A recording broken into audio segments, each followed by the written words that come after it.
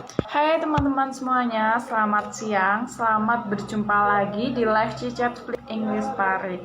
Nah, kali ini pemateri kita yaitu salah satu penerima beasiswa IISMA yaitu Indonesia International Student Mobility Award. Beasiswa ini cocok sekali untuk kalian yang sedang belajar studi S1, terutama buat kalian yang semester 4 ataupun semester 7. Dan kalian yang masih semester 1 bisa mulai belajar, bisa mempersiapkan nilai TOEFL-nya atau nilai IELTS-nya untuk daftar beasiswa ini.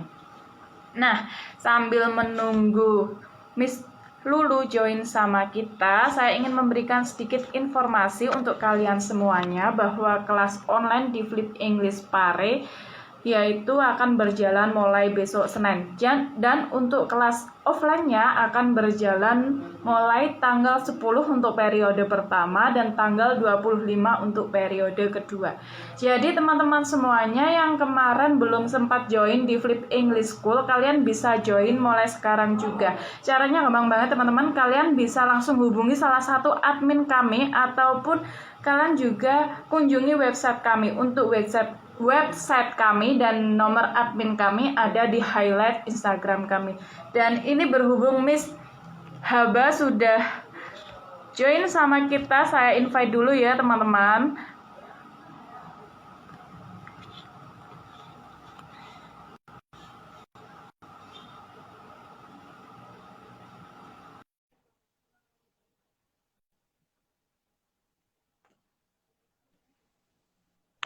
Hai Kak Lulu. Halo Miss, ini suaranya kok tidak kedengaran ya? Halo?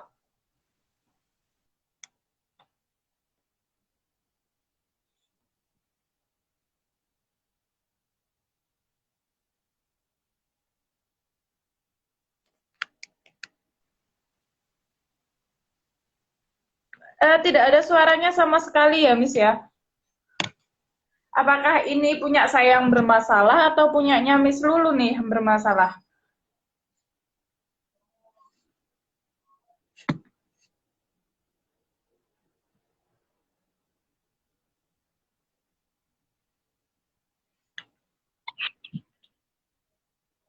Halo, iya. Ini udah ada suaranya tapi belum jelas sih. Ternyata ini sedang ada gangguan di jaringan ya teman-teman, mohon ditunggu. Saya invite lagi Kak Lulunya.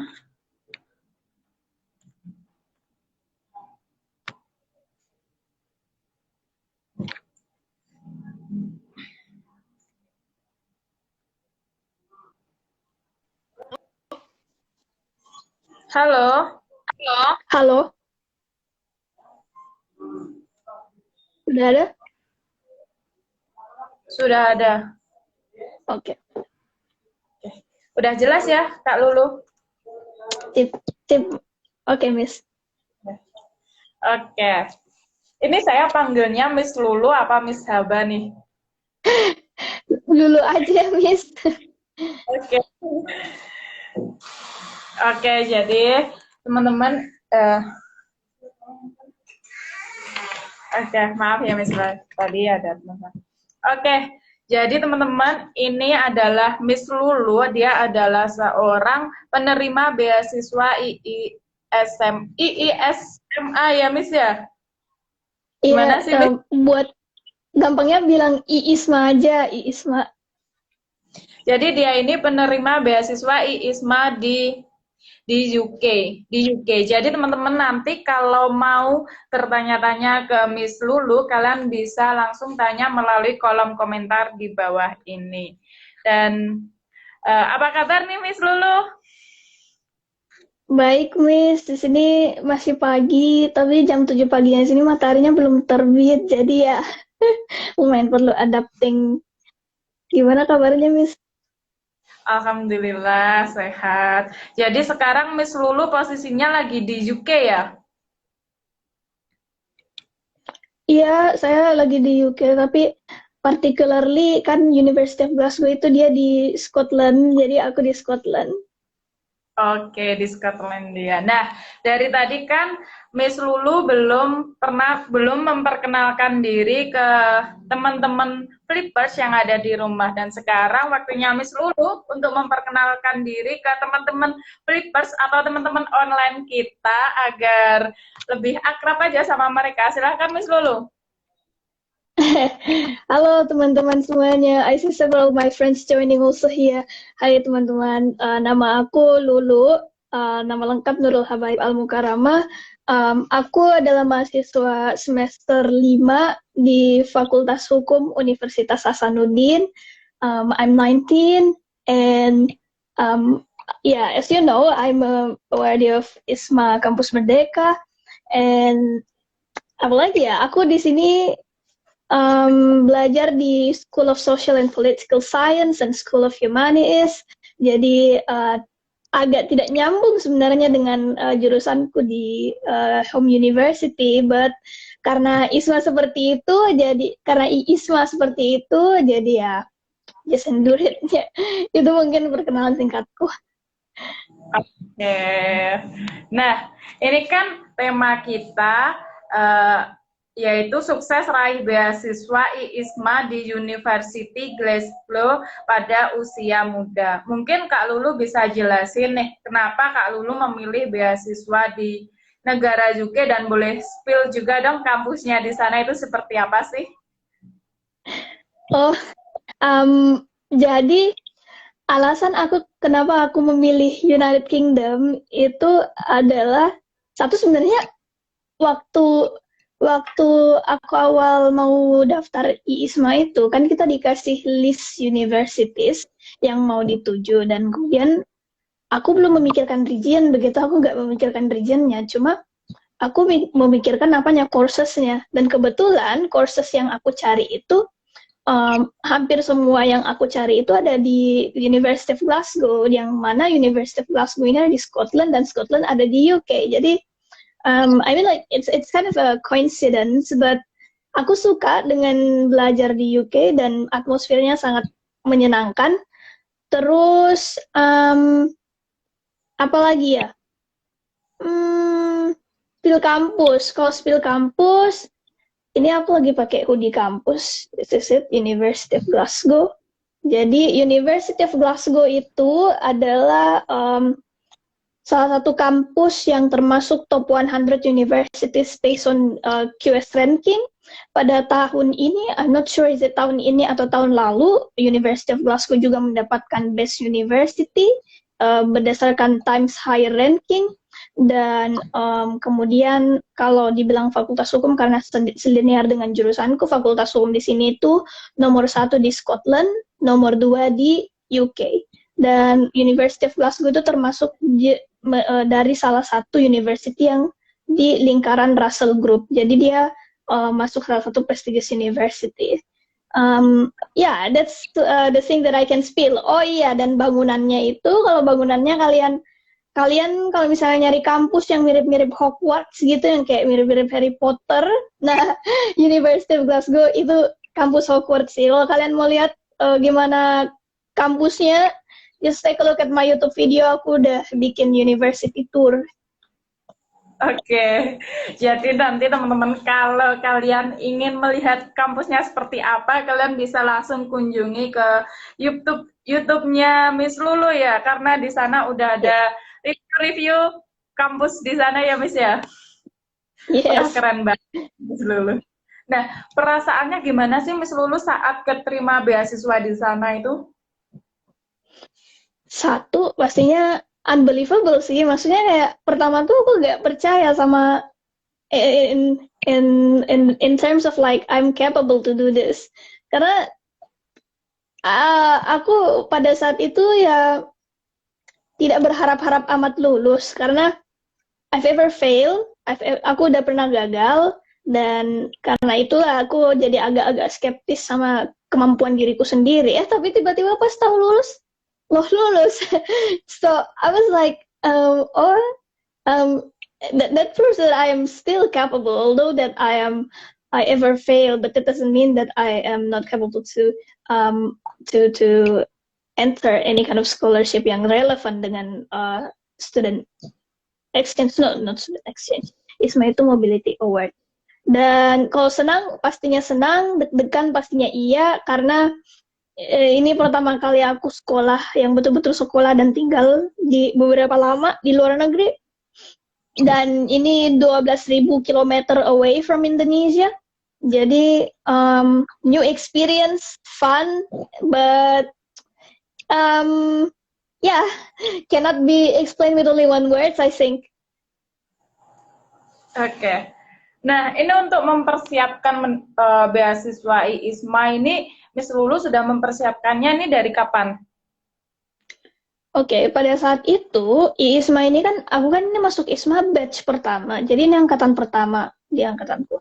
Dan pada saat itu, ISMA itu, aku tahu ISMA sekitaran 2 minggu sebelum pendaftarannya dibuka. Jadi, pada saat itu, aku dapat info dari ketua prodi bahwa ini ada program baru namanya ISMA dan belum buka. Jadi yang aku lakukan pertama kali adalah cari info lebih lanjut, karena if you are interested in a particular event, cari info lebih lanjut, apalagi banyak sosialisasinya. Jadi aku mengikuti beberapa sosialisasi untuk mendapatkan info lebih detail terkait requirements-nya, apa saja kualifikasi untuk students-nya yang bisa mendaftar, dan kemudian apa aja jurusannya, dan gimana teknisnya.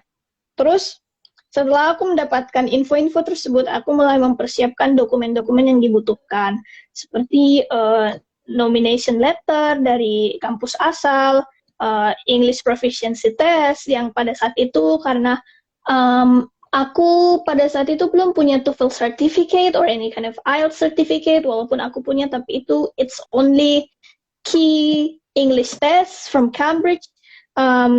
Cuma karena di waktu itu, dan I think tahun depan masih juga memungkinkan untuk mengambil tes Duolingo, dimana tes Duolingo itu kita kerjanya sejam doang, dan dengan tipe soal yang diacak-acak, gak beraturan, tapi it really test our skills in English. Nah, terus setelah aku mencoba kumpulin semua requirement-nya, aku belajar lagi untuk esai-esainya, dan kemudian daftar di tahap pertama. Ketika dinyatakan lolos, mempersiapkan diri interview, dan ketika dinyatakan lolos interview, bersiap untuk pre-departure. Wah, keren banget nih, Miss Lulu. Saya sampai merinding banget. Di usia muda sudah mendapatkan, udah bisa jalan-jalan ke UK dengan beasiswa IISMA. Nah, Miss Lulu tadi kan pernah cerita bahwa ini bukan beasiswa pertamanya Miss Lulu. Maksud saya, Miss Lulu udah pernah nyoba beasiswa sebelumnya dan gagal ya, Miss Lulu ya? Iya. Dan bagaimana sih Miss Lulu ini caranya untuk tetap struggling untuk terus mendapatkan beasiswa? Oke. Jadi dulu sebelum aku cerita gimana caranya aku dapatin beasiswa itu, dulu pas aku SMA kelas 2, aku lihat satu program pertukaran pelajar, dan kemudian aku mendaftar di situ, dan prosesnya berjalan seperti itu, sedikit panjang, dan juga periodenya juga lama, dan aku hanya berhasil sampai tahap ketiga doang, dan pas tahap ketiga aku dinyatakan nggak lulus. Nah, pada saat itu aku berpikir bahwa probably I'm not still capable enough. Aku masih belum capable dan eligible untuk bisa. Cuma pada saat itu mungkin karena I don't know, probably I'm not that confident enough. Jadi aku kayak agak skeptis gitu, dan mencoba mengurungkan niat untuk daftar beasiswa lagi. Cuma pada saat aku tahu ISMA ini, pada saat aku dikasih tahu tentang ISMA, I was like, kenapa nggak coba lagi? And pada saat itu aku memang pernah di satu titik yang mana aku nyari beasiswa, aku lihat dari misalnya dari Aminef atau dari mana, tapi aku masih nggak percaya diri. Cuma pada saat ISMA itu memang benar-benar momentumnya untuk nyoba aja dan tiba-tiba aja lolos ya udah berangkat. Jadi Miss Lulu ini udah research beasiswa dari SMA ya, Miss ya? Iya, Wah, keren banget. Ini sangat menginspirasi buat teman-teman semuanya. Jadi teman-teman kalian yang sekarang masih duduk di bangku SMA bisa juga cari-cari beasiswa dan mempersiapkan nilai TOEFL ataupun nilai IELTS mereka. Nah, Miss Lulu, saya mau tanya lagi nih. Eh, Nah, bisa nggak sih Miss Lulu spill tahapan-tahapan yang sudah Miss Lulu lalui dari awal sampai keterima? oke. Em, jadi untuk tahapan awal itu, jadi ini dari internal dulu. Jadi dari internal kampus itu, kantor urusan internasional kita mengumpulkan calon-calon peserta ISMA, kemudian memonitor persiapan berkas kita, dan kemudian guiding kami-kami yang menjadi calon peserta ISMA untuk masuk dan mendaftar di website Kampus Merdeka. Kemudian em, kita harus memenuhi tahap-tahapan yang dipersyaratkan dan dokumennya seperti kita pada saat itu minimal semester 4, maksimum semester 6. 6 apa 7? Iya.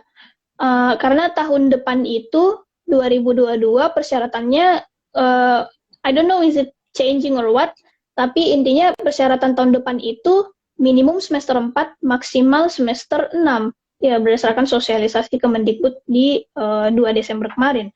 Dan kemudian skor TOEFL pada saat itu masih membolehkan TOEFL ITP, dan skor TOEFL ITP itu 550 minimal, IELTS 6,0, TOEFL IBT 78, dan skor Duolingo itu 100 atau ekuivalen dengan IELTS 6.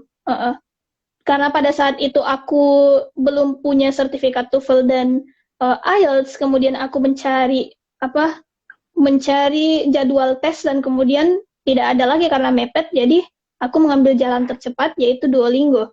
Tetapi ya sama-sama susahnya sih menurutku karena Duolingo itu soalnya acak dan tipe soalnya juga acak, dan kemudian ya alhamdulillah masih bisa di atasnya dikit dari requirement kampus karena tiap kampus itu beda-beda skor TOEFL, skor English proficiency yang mereka minta berdasarkan dari list requirements. Jadi itu bare minimum doang, tapi tiap kampus itu punya standar sendiri-sendiri.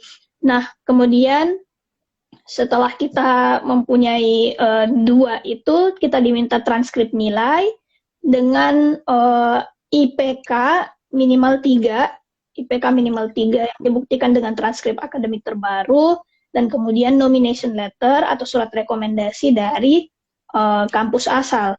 Setelah itu terpenuhi, mendaftar dan diupload berkasnya ke Kampus Merdeka, dan kemudian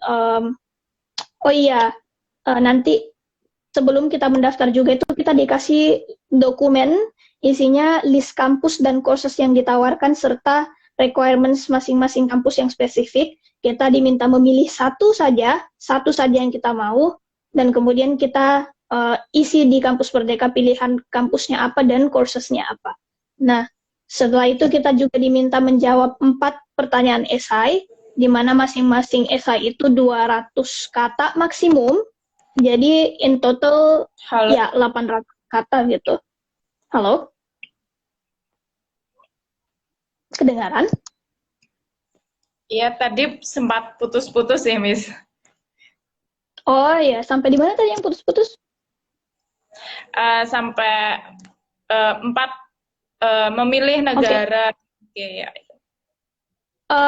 Jadi kita cuma memilih satu host university dan 3 courses yang kita inginkan. Kemudian kita diminta menjawab 4 pertanyaan esai, yang mana masing-masing pertanyaan itu batas katanya itu 200 kata, 200 kata, 250 kata. Nah, Itu requirements di seleksi administrasi. Nah, pada saat itu setelah selesai kita submit dan kemudian kita tunggu pengumuman yang lolos interview, nanti bakalan muncul jadwalnya dan tanggalnya berapa, jamnya jam berapa. Kemudian kita di interviewnya ya seperti interview yang kita harus dress well and with a good manner, dan kemudian most likely yang ditanyakan juga itu berdasarkan apa yang kita sudah isi di tahap pemberkasan, dan kemudian setelah itu interviewnya nggak lama juga, paling lama tuh 15 menit interview. Nah, dan kemudian menunggu hasil, dan ketika dinyatakan lolos di tahap interview, nanti akan muncul kita diterima di university yang kita mau di awal ataukah enggak. Nah, setelah dinyatakan masuk dan lolos, nanti dihubungin sama pihak ISMA-nya dan bersiap untuk pre-departure. Oke, tahapannya sangat panjang sekali ya, Miss ya. Nah, menurut Miss Lulu ini tahapan yang paling susah itu yang bagian mana sih, Miss? Aku harus bilang tahapan yang paling susah itu adalah pada saat mengumpulkan berkas di tahap administrasi. Kenapa? Karena pada saat itu kita tidak punya waktu banyak untuk mempersiapkan hasil tes bahasa Inggris kita. Dan pada saat itu karena jangan kayak aku yang, ya teman-teman saran juga, jangan kayak aku yang nggak persiapkan hasil tes TOEFL atau IELTS dari dulu-dulu gitu. Makanya pada saat itu aku agak kesusahan karena aku nggak punya keduanya, jadi aku cari alternatifnya bisa Duolingo, walaupun tahun depan itu TOEFL ITP udah nggak digunakan lagi, bukan sebagai requirements lagi. I don't know why, but Duolingo itu lebih di recognize oleh universities yang partner universities di IISMA. Dan kemudian pada saat itu yang membuat aku merasa bahwa obstacle terbesarku di Duolingo adalah persiapan aku untuk ikut tes itu nggak sampai seminggu, dan kemudian hektik. Kenapa? Karena setiap hari aku harus menyisihkan waktu 2 jam penuh untuk menyelesaikan mock testnya. Jadi aku setiap hari kerjain mock test, dan kemudian setelah aku kerjakan mock test, aku coba trial test lagi di Duolingo untuk melihat prediksi skorku, sampai aku merasa bahwa I'm confident enough to do the actual test, karena soalnya berbayar juga dan sekitaran 700-an ribu untuk dapat sertifikat. Dan kemudian pada saat itu yang the most pressing moment itu adalah ketika aku tes Duolingo, dan tiba-tiba jadi tes Duolingo itu ketat banget, jadi kita benar-benar wajah harus menghadap ke kamera, mata nggak boleh ngelirik-lirik sembarangan, terus nggak boleh bicara, nggak boleh ribut, karena bisa-bisa hasil tes kita tuh nggak divalidasi. Dan kemudian ketika kita memulai tes Duolingo itu, jadi window yang terbuka itu memenuhi layar laptop kita. Jadi ketika kita menarik kursor ke atas, maka or any kind of attempt yang bisa suspiciously getting you into cheating, itu akan membuat window tes kita tertutup secara otomatis dan akan masuk email bahwa tes kita nggak bisa divalidasi. Nah, pada saat itu, ketika aku melakukan tes yang actual tesnya, I don't know why I have the urge untuk melihat jam. Dan ketika aku menarik kursor ke atas melihat jam, tiba-tiba windowku tertutup. Dan tiba-tiba aku dapat email. We're so sorry, but your test cannot be validated. At that time, I was very, very distressed. I don't know what shall I do, because that's the only way for me to go and to be qualified in that test. Dan pada saat itu, I don't know why, aku pada saat itu udah pasrah banget, soalnya nggak tahu lagi mau gimana, karena nggak ada, Duolingo is my only way. And suddenly, aku sadar bahwa tombol tekan kayak ini loh, itu kalau kita ikut Duolingo, kayak kita klik link Zoom, kemudian terbuka window, terus ada tombol biru join meeting kan. Nah, Duolingo seperti itu. Dan untungnya aku belum menutup window itu. Sehingga aku bisa mengklik ulang dan window-nya terbuka lagi dan aku bisa tes ulang lagi. And that time, I was so distressed and aku benar-benar under pressure in doing that test.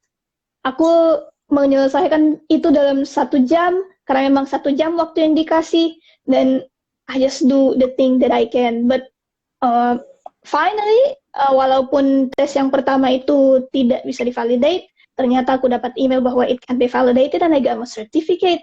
And thank God, skornya itu ya sesuai requirements yang diminta dari kampusku, dari University of Glasgow. That's the challenging point. Wah, keren banget. Jadi untuk tes Duolingo ini dikasih waktu 1 jamnya dari pihak sana. Gitu ya, Miss ya? Iya, benar. Dan saat tes Duolingo ini, Miss Lulu ada kendala dia Chrome-nya tertutup tadi ya? Iya, Chrome-nya tertutup. Dan itu waktunya tinggal beberapa menit lagi, Miss. Iya, dan benar-benar. Kenapa? Atau kan waktu Chrome tertutup, itu kita meneruskan waktu itu atau memulai ulang 1 jam lagi untuk tesnya? Memulai ulang. Jadi seharusnya itu ketika Chrome-nya tertutup, kita nggak bisa lagi ambil tes. Karena apa? Karena kita dikira cheating. Terus kalau mau ambil tes harus menunggu 90 hari lagi. Then I don't have that much time because the registration will open in 2 weeks and I just can't. But suddenly, I don't know what miracle happened. Oke, jadi itu tadi ya teman-teman perjuangannya Miss Lulu untuk tes Duolingo. Tapi teman-teman santai aja, teman-teman yang sekarang masih SMA atau semester 1, kalian bisa mempersiapkan nilai TOEFL ataupun IELTS ya. Jadi di sana kita itu bisa menggunakan nilai TOEFL ataupun IELTS ya, Miss ya? TOEFL IBT atau IELTS. Oke.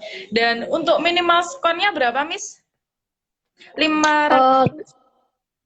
Oh, bukan, kalau TOEFL ITP kan yang 550, tapi ISMA 2022 itu tidak mensyaratkan lagi TOEFL ITP. Justru hanya IELTS, bare minimumnya 6. Kalau mau lihat requirement kampus sosio ini kan beda-beda lagi. Biasanya ada yang minta lebih tinggi, ada yang minta 7, ada yang minta 7,5, atau ada 7 yang nggak mau subscore-nya 6 gitu. Sama TOEFL atau TOEFL IBT minimal 78, atau Duolingo minimal 100. Oke, Duolingo minimal 100. Nah, Miss Lulu ini, menurut Miss Lulu ini faktor apa sih yang membuat Miss Lulu lolos beasiswa IISMA ini? Aku pikir bahwa faktor yang membuat kita lulus itu, satu, ketika kita kayak sabar dan rajin untuk ngumpulin requirement documents, karena banyak juga teman-teman yang tidak bisa mendaftar, tidak sampai mendaftar karena dokumen yang belum lengkap. Terus kedua, karena ini di ISMA Kampus Merdeka ini kita nggak diminta sertifikat lomba atau apa, jadi it doesn't matter. Jadi sertifikat lomba doesn't matter, it doesn't give, bukan menjadi parameter indikator kelulusan dan capability dan eligibility kita. Kemudian GPA, IPK itu juga penting. Kemudian apalagi ya? Oh, esai. Bobot esai juga penting. Esainya ya kalau bisa dibuat se-meaningful mungkin. Dan apalagi? Well, ya sabar sih menurutku, sabar. Karena beberapa dari teman-temanku itu banyak yang nggak sampai ke tahap mendaftar karena nanti pas mau tutup baru buru-buru ngumpulin berkasnya. Oke. Jadi teman-teman harus tetap sabar dan berdoa, terus berusaha ya teman-teman untuk mendapatkan beasiswa. Nah, itu membutuhkan kesabaran yang sangat-sangat dalam ya, Miss ya. Nah, BTW ada gak sih alur pendaftaran dan persyaratan yang berbeda dari beasiswa lainnya? Kalau alur pendaftaran menurutku sama aja sih menurutku, karena ya minimum kan kalau misalnya scholarship itu untuk mendaftar scholarship kan pasti ya bukan tes, seleksi administrasi dan wawancara. Mungkin yang berbeda dari misalnya scholarship lain-lain itu, atau scholarship yang lebih tinggi lagi kayak misalnya mau lanjut S2, ya itu adalah LOA. Jadi pada saat IISMA itu tidak membutuhkan kita untuk mendapatkan LOE dulu, dan rekomendasi dari tokoh masyarakat atau siapa gitu, ya kan. ISMA nggak kasih requirement seperti itu. Jadi uh, ketika kita dinyatakan lulus di tahap interview, maka um, itu sudah menjadi kewajiban host university untuk memberikan kita LOA. Makanya ada persiapan pre-departure. Jadi di persiapan pra-keberangkatan itulah LOA kita dan CAS, Confirmation of Acceptance Studies, itu diproses dan diberikan masing-masing kepada kita, agar LOA-nya juga itu unconditional. Jadi memang proses administrasi dari host university itu baru dimulai pada saat kita dinyatakan lolos. Oh, jadi prosesnya seperti itu ya, Miss ya. Nah, saya mau sedikit ingin tanya ke Miss Lulu. Miss Lulu ini kan pertama kali ke luar negeri ya, Miss ya? Iya. Enggak juga sih, maksudnya pertama kali keluar negerinya, maksudnya pertama kali keluar negeri untuk tinggal dalam waktu lama. Untuk tinggal dalam waktu lama. Iya kan, Miss? Dan culture di sana sama di Indonesia kan sangat berbeda ya, Miss ya? Ya. Miss Lulu ini merasa kaget nggak sih kayak culture-nya di sana itu seperti ini, dan Miss Lulu ini merasa kayak susah bergaul nggak sih di sana? Satu, kalau misalnya perbedaan kultur, menurutku yang berbeda di sini karena memang Glasgow itu salah satu kota yang orang-orangnya paling ramah di dunia. Jadi aku setiap jalan itu semua orang menyapa, hampir semua orang, bahkan kan ini biasanya aku kalau ke kampus itu pasti melewati satu sekolah private school, yang mana bahkan biasanya ada petugas yang bertugas untuk menyeberangkan anak-anak sekolah jalan ke sana. Nah, biasanya kalau aku lewat di situ, pasti disapa sama petugasnya. Walaupun kita stranger, walaupun gak kenal. Jadi, apa ya, walaupun awkward, agak aneh, tapi kita harus terbiasa dengan itu. Dan kemudian yang menurutku bikin shock itu adalah accent. At the first time, I thought that aksen British itu sama aja. I thought that itu semua sama. Ternyata ketika aku sampai di sini, aksen Scottish, aksen Glaswegian, wow, benar-benar kental orang aksennya di sini, I should say.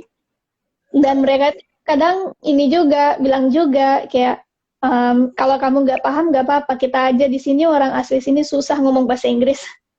So mereka ini lebih memang locally rooted orang-orang di Glasgow ini, karena mereka masih memakai bahasa Gaelic. Kemudian culture shock lainnya nggak lebih ke culture shock sih. Aku belum pernah merasa yang kayak culture shock yang bikin aku nggak nyaman gitu. Karena paling enggak yang bikin aku nggak nyaman itu temperature, suhunya doang. Ya, karena nggak terbiasa dengan suhu yang dropping hingga -2, dan nggak pernah di atas 10. Dan apalagi cuaca, jadi hujannya di sini tuh nggak kayak hujan di Indonesia. Hujan di Indonesia kan kita kalau kehujanan basah kuyupan, kalau hujan di sini tuh kita kayak disiram face mist. Jadinya Iya, iya. Ya kayak disiram face mist. Terus siklus tidur dan hidup. Wah, di sini orang baru bangun jam 9 pagi. Ini aja udah setengah 8 sekarang. Sekarang udah setengah 8 tapi gelap, masih gelap banget. I'm so sorry. Masih gelap banget. Still very dark. Iya. Belum bangun orang-orang.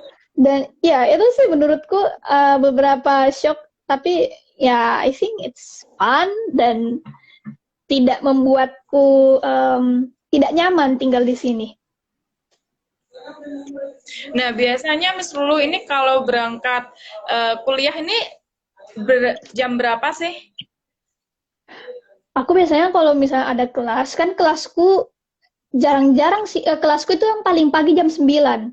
Jadi aku berangkat ke kampus itu jam 8 karena tiap hari aku jalan kaki. Dan jalan kakinya itu sekitar 1 kiloan gitu. Perginya doang 1 kilo. Lumayan ya. Lumayan Lumayan. jam. Aku pas awal-awal datang sini pegel-pegel kakiku. Soalnya apa? Soalnya aku nggak terbiasa jalan dengan jauh dan kemudian kontur tanah di Glasgow itu berbukit. Jadi ya extra effort. Iya, lumayan capek ya. Eh, jadi apakah di universitas sana nggak disediain kayak sepeda gitu nggak sih, Miss? Untuk Ada sih, Miss. mahasiswa. I mean like itu kita mesti nyewa sendiri dan banyak sih toko sewa sepeda. Cuma aku berpikir kayak lebih baik aku jalan kaki aja. Soalnya hitung-hitung olahraga ya, dispensasi olahraga, olahraga pagi. Terus kalau misalnya kita mau ke city center juga naik sepeda susah banget. Kalau misalnya, walaupun di sini ada banyak parkiran sepeda, tapi aku masih berpikir bahwa jalan kaki lebih baik. Dan kemudian kalau misalnya aku mau jalan ke daerah yang lebih jauh, city center, kan ada bus yang umum di sini dan bus umumnya bagus kualitasnya. Jadi it's still preferable. Oke. Oh iya, saya mau lanjut tanya nih. Kan di sana kayak dulu lumayan lama ya. Berapa semester, Kak?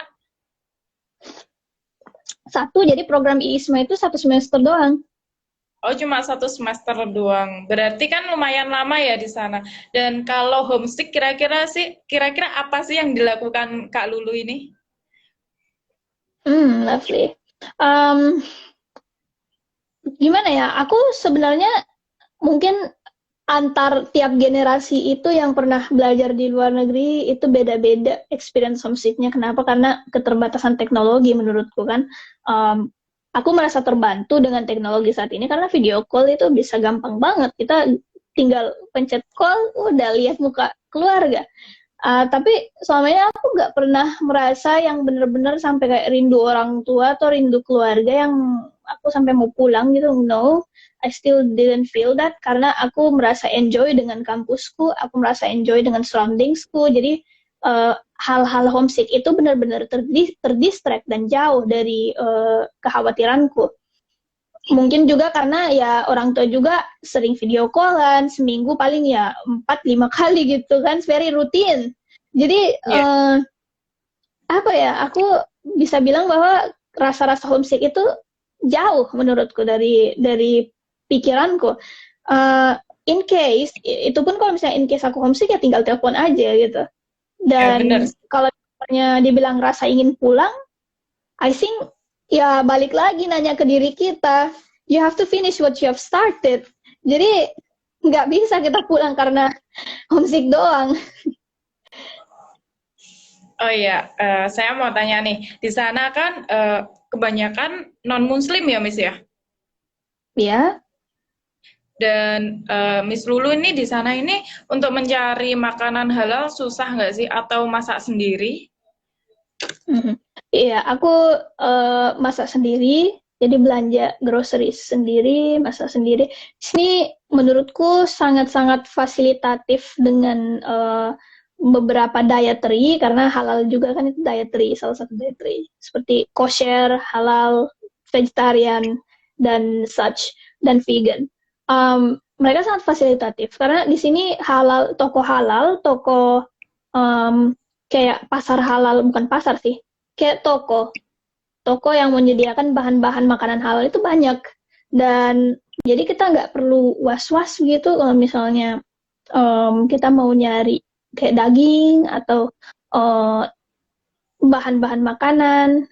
No worries, that's still okay. Jadi aku masak sendiri. In case juga kalau misalnya kita mau makan di luar, banyak banget loh resto-resto halal di luar, dan still kita tidak se-struggling itu untuk mencari makanan halal. Kalau dibilang juga akses untuk ibadah, sholat, di sini orang kalau misalnya mau sholat ngemper di jalan tuh sholat duduk gak ada yang merhatiin, nobody cares and nobody take it as a business. Kemudian di kampusku bahkan itu ada interfaith room. Jadi University of Glasgow itu ada ruang ibadah yang bisa dipakai untuk semua agama. Even di library, di study hub, di kampus, di building kampus ada semua interfaith room-nya. Jadi aman. Aman ya. Jadi di sana untuk mencari makanan halal pun juga mudah ya, Miss ya. Benar. Nah, saya mau flashback nih saat Miss Lulu kuliah di Universitas Hasanuddin. Universitas Hasanuddin ya, Miss ya? Iya. Nah, saat kuliah di Universitas Hasanuddin ini, Miss Lulu ini tipe mahasiswa yang seperti apa sih? Aku tipe mahasiswa yang taking any kind of opportunities yang ada in front of my view gitu. Kalau misalnya aku lihat satu opportunities, either it is lomba, either it is nulis, publikasi, atau tawaran apapun yang menurutku akan developing myself dan developing my career in law dan interestku di environmental law, itu akan aku ambil pasti. Dan nggak pasti sih, I mean yang menurutku preferable dan cocok untuk aku tuh, aku don't want to waste my time just sitting and thinking and going into the class and doing normal stuff. No, aku tiba-tiba orang yang taking opportunity in any kind of situation gitu. Jadi biar aku nggak nyesel sih, biar aku pas lulus nanti nggak menyesal bahwa wah kenapa nggak pas aku kuliah dulu aku nggak ngelakuin ini ya, nggak ngelakuin itu ya. Dan itu yang terjadi padaku ketika aku melihat program ISMA ini. Bener banget. Nah, Miss Lulu kan pada waktu dulu semester 1 aktif mengikuti lomba-lomba gitu ya, event-event gitu. Nah, untuk event-event itu sangat berpengaruh nggak sih untuk mempermudah mendapatkan beasiswa ISMA ini?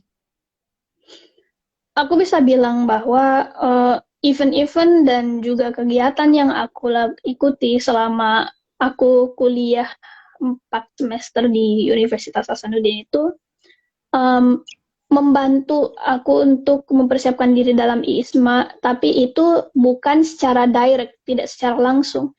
Itu lebih kepada yang aku dapatkan selama kegiatan itu mengajarkan aku the way that you have to think, just be patient for any kind of process happening in your life.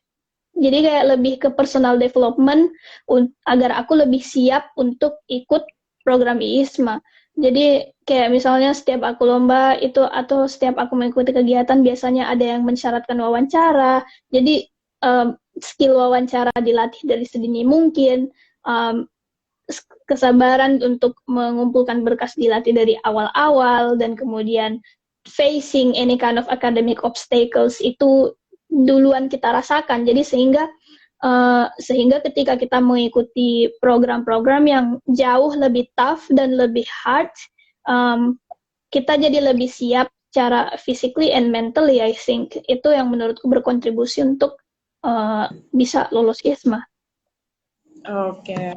Nah, target selanjutnya Miss Lulu ini apa sih setelah pulang dari beasiswa ISMA ini?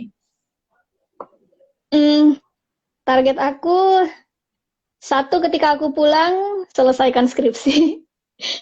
selesaikan skripsi karena sudah semester 5. Ya, tahun depan semester 6, which means it's the time to graduate. Terus take any kind of advantages again, opportunities, probably in research, karena atau building my career in environmental law, di hukum lingkungan, karena aku punya interest di sana, dan mencari-cari beasiswa lagi karena aku berencana untuk S2 lagi di UK probably, or anywhere that God put me into, I'm still okay. Tapi yang masalah adalah whether God aminkan doaku itu. Jadi ya semoga ya, Amin. semoga amin. Jadi ya itu future plan aku secara kasar gitu. Oke. Oh ya, ini kan Miss Lulu di sana cuma 1 semester ya, Miss ya. Jadi kira-kira di sana itu kita boleh mengambil berapa SKS sih? Di sini kita bisa mengambil 20 SKS karena memang dari persyaratan IISMA itu kita kan sistemnya konversi SKS. Jadi ketika kita pulang dari sini, 20 SKS yang kita ambil di kampus tujuan itu akan dikonversi ke mata kuliah kampus asal kita. Ya, dan kemudian apa lagi? Aku bilang 20 SKS. Dan kemudian aku di 20 SKS itu di University of Glasgow kita bisa mengambil 3 mata kuliah. Dan 3 mata kuliah itu berarti 20 SKS bagi 3 sekitaran 5 sampai 6 SKS per mata kuliahnya. Jadi agak berat walaupun cuma 3 doang. Jadi aku walaupun kan emang ini IISMA diusahakan bahwa kita itu nggak ngambil matkul yang selinear dengan jurusan kita. Jadi aku ambil yang beririsan. Jadi yang berhubungan dengan kalau aku ya aku prefer jurusan yang bukan jurusan, mata kuliah yang berhubungan dengan my thesis nanti. Jadi aku ambil filosofi, kelas filsafat, aku ambil social and public policy, kebijakan sosial dan publik, dan aku ambil youth policy and welfare, kebijakan pemuda dan kesejahteraan. So, dan itu masing-masing 5 sampai 6 SKS per mata kuliah. Jadi satu pertemuan langsung 6 SKS gitu ya, Miss ya? I think so, karena di sini agak intens. Jadi kalau dibilang kelasnya itu, biasanya kalau kayak kelas filosofi aku itu, kuliahnya itu seminggu itu 3 kali dalam seminggu ditambah 1 kali tutorial. Jadi 3 kali seminar online, 1 kali tutorial fisik. Oke. Nah, jadi untuk halo, Miss Lulu. Iya, sorry ya, I'm here.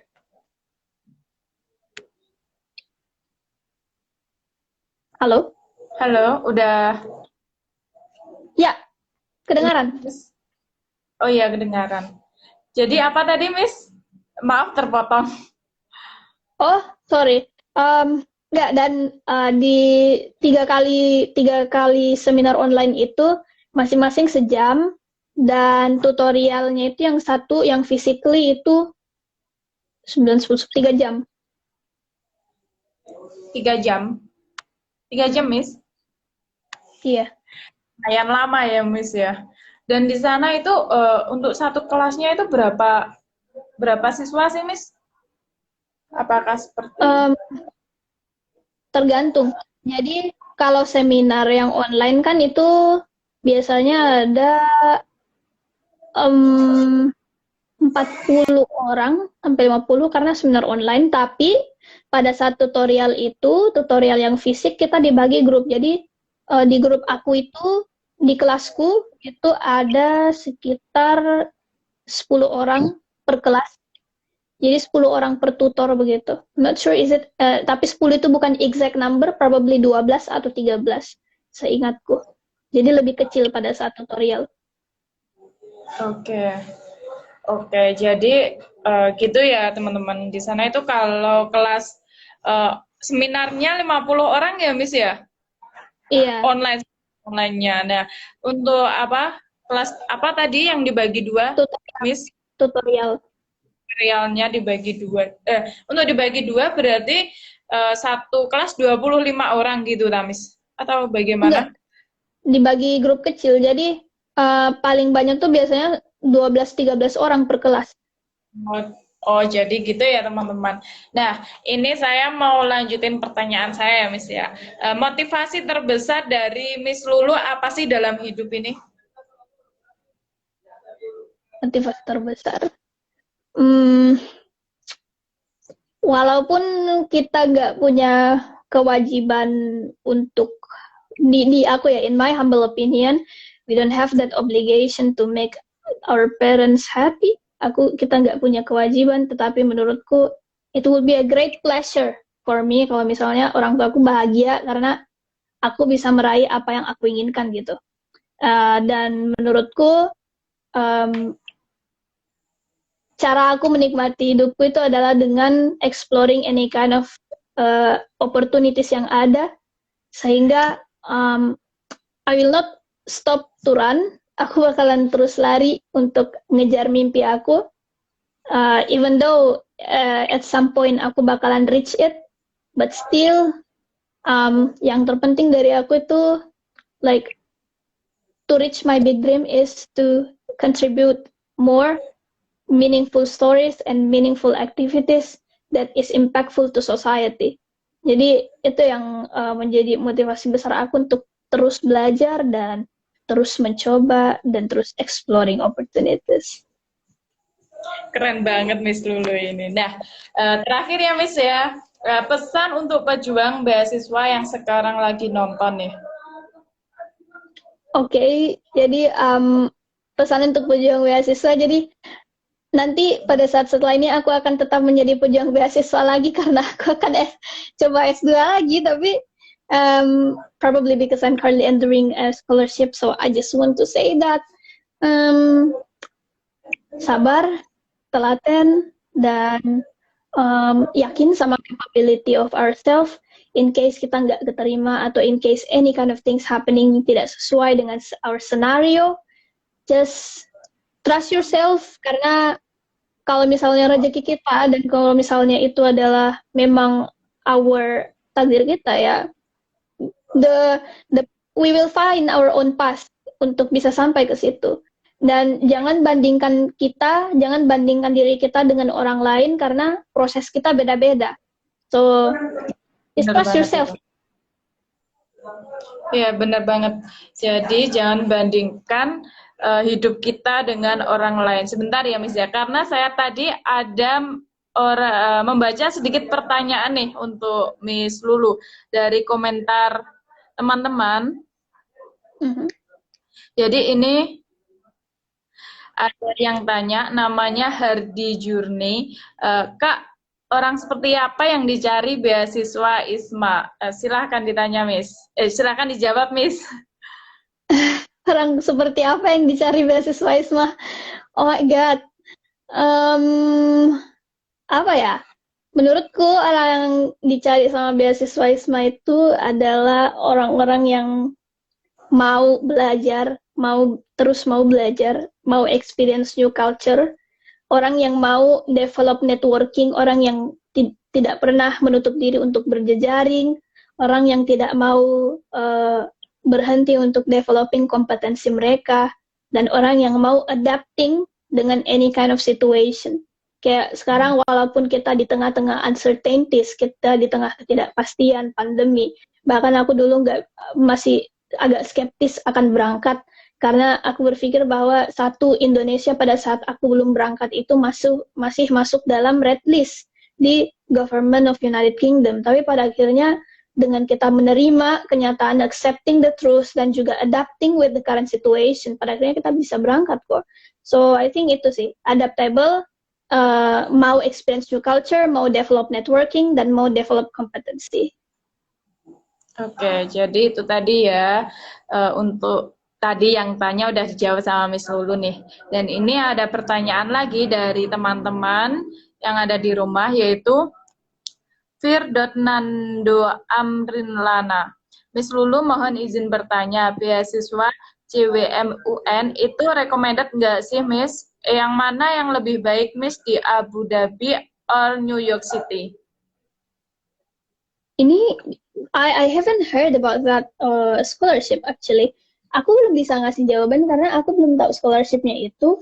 Dan kalau ditanya NYU Abu Dhabi dan di Abu Dhabi atau NYU, aku nggak mau ngasih jawaban yang mengira-ngira. So and I think I am not competent enough to answer this. So probably semoga aku nanti dapat teman atau jejaring yang pernah ikut beasiswa itu dan pernah belajar di situ sehingga aku bisa memberikan jawaban yang lebih kredibel. I'm so sorry I cannot answer your question. Oke. Dan sebentar. Nah, ini ada yang bertanya, Ramadhani 099. Bagaimana cara belajar bahasa Inggris sampai mampu speaking, Kak? Apakah ini tadi? Apakah 6 bulan cukup untuk lancar bahasa Inggris? Menurutku, time doesn't matter. Although semakin sering kita dan semakin lama kita terekspos dengan bahasa Inggris, itu akan bikin kita develop our competence and skills more. Tapi itu tergantung dari pace belajar sih. Aku berpikir bahwa kayak walaupun singkat, tapi kalau misalnya expose kita ke membiasakan diri bahasa Inggris itu kuat dan selalu terjadi intens setiap hari, itu bisa buat kita more accelerate in terms of like understanding more and be able to speak in English. Dan menurutku 6 bulan itu cukup banget. 6 bulan itu cukup banget. Apalagi kalau misalnya you just can sisihkan waktumu 3-4 jam untuk belajar speaking. Atau dulu tuh aku pas SD, aku tuh nggak punya teman ngomong bahasa Inggris dan di rumah tuh di keluarga aku cuman aku doang yang bisa bahasa Inggris, itu pun broken English. So what do I do? Tiap hari aku I record myself speaking to myself in English walaupun in broken English, and I do it every day. And I think that particular activity, that particular experience really helped me in terms of building my confidence and building my and building my skill in my speaking skill, dan membiasakan diri sih menurutku. Jadi 6 bulan itu cukup banget. Yang penting rajin, yang penting intens. Iya, benar-benar banget. Jadi 6 bulan itu sangat cukup banget teman-teman untuk belajar bahasa Inggris. Yang penting kita itu satu hari harus mempunyai waktu 2 jam untuk belajar bahasa Inggris ya, Miss ya. Dan selalu rutin lakuin hal seperti itu. Nanti akan bisa lanjut bahasa Inggris. Nah, ini ada pertanyaan lagi nih dari Zakia Rahma. Miss Lulu ikut les bahasa Inggris atau belajar otodidak sih? Ya, Untuk belajar jadi bahasa Inggris awalnya ini. itu aku belajar sendiri. Jadi awalnya aku belajar sendiri di rumah. Can you hear me? Kayaknya jaringanku jelek. Halo? Iya, dengar Okay. ya. Halo. Sorry. Ya. Jadi aku awalnya belajar sendiri. Jadi ya itu aku bilang, aku belajar sendiri, aku rekam diriku sendiri pakai bahasa Inggris setiap hari pas SD sampai SMP. Kemudian kemudian caranya aku juga itu adalah dulu kan masih ada Omegle atau apa sih namanya sekarang itu? Ome TV ya. Nah, Ya, Omegle itu aku manfaatkan buat ngomong sama stranger. Jadi Omegle itu tempat trial and errorku. Dan kemudian nanti pada saat aku butuh sertifikat untuk sertifikat English Proficiency, aku baru ngambil kursusnya karena buat ini doang. Karena I think by learning autodidactly, it's not enough for scoring a high score in certain English proficiency test. Oke. Jadi Miss Lulu ini udah melatih bahasa Inggrisnya sejak SD dengan cara dia selalu mengupgrade diri untuk bicara bahasa Inggris sendiri, dan dia juga belajar melalui Ome TV itu tadi, ngomong sama ya kan Miss ya. Iya. Dan ini ada pertanyaan lagi dari Maili Vindira. Miss Lulu umurnya berapa sih? Aku 19, tahun depan baru 20. Masih teenager. Wah, umur 19 sudah mendapatkan beasiswa di UK. Ini sangat-sangat bikin saya merinding ya, Wis ya. Oke. Eh, Oke, terima kasih Kak Lulu atas kehadirannya dan mohon maaf jika ada salah kata dari saya dan terima kasih untuk teman-teman yang sudah join di live Cicat kali ini. Nah, eh, saya juga mohon maaf jika ada salah kata ataupun tadi ada pertanyaan yang belum sempat kejawab oleh Miss Lulu. Kalian bisa DM ke Miss Lulu sendiri ya teman-teman. Iya. Dan see you, sampai ketemu minggu depan. Bye-bye Miss Lulu. Bye, Miss. Nice to have you.